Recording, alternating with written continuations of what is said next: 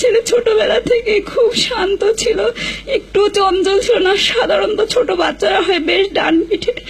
ওকে একবেলা যদি আমি খাবার দিয়ে সারাদিন সব কাজ করে থেকে ও কাঁদতো না, খাবারের জন্য বিরক্ত করতো না, জ্বালাতন করতো না।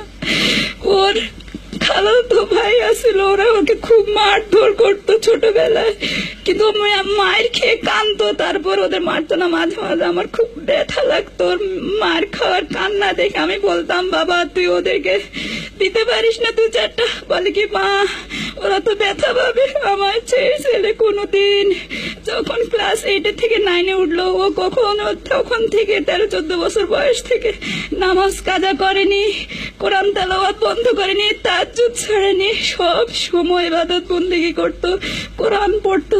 আর বলতো, মা মানুষ তো মারা যায়, শিয়ালও মরে, কুকুরও মরে, অসুখও মানুষ মারা যায়, অ্যাক্সিডেন্টও মানুষ মারা যায়। মা তুমি সব সময় দোয়া করো যেন আমি আল্লাহর দিনের প্রতিষ্ঠার কাজে যেন আল্লাহর রাহে কবুল হয়ে যেতে পারি। মা ও আমার কাছে সব সময় এই দোয়া চাইতো, আমি আল্লাহর কাছে ওকে সব সময় আমানত করে রাখতাম।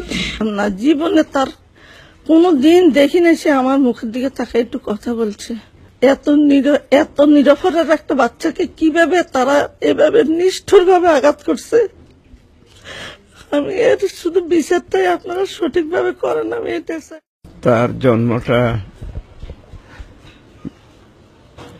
12ই রবিউল আউয়াল শবে সাদেকের সময় হওয়ার কারণে আমি মনে করতাম, আমার শিশুকাল থেকে আমার ধারণা ছিল মুজাহিদ এটা ধার্মিক হবে এবং আল্লাহ ভীরু হবে। তা আমি এই তার জন্মের পর মুহূর্তে আধা ঘন্টার মধ্যে তার নাম রেখেছিলাম মুজাহিদুল ইসলাম।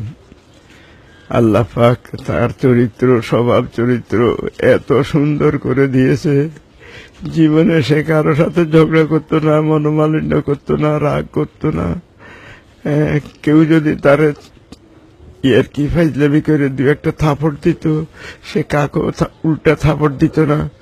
সে ওই তার ছোট খালাতো ভাইরা তাকে লাথি মারলে সে লাথি না মারিয়ে কাঁদতো।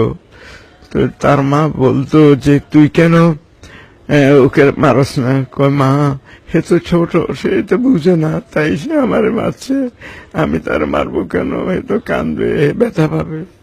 এই যে মানে ধৈর্য ছিল তার।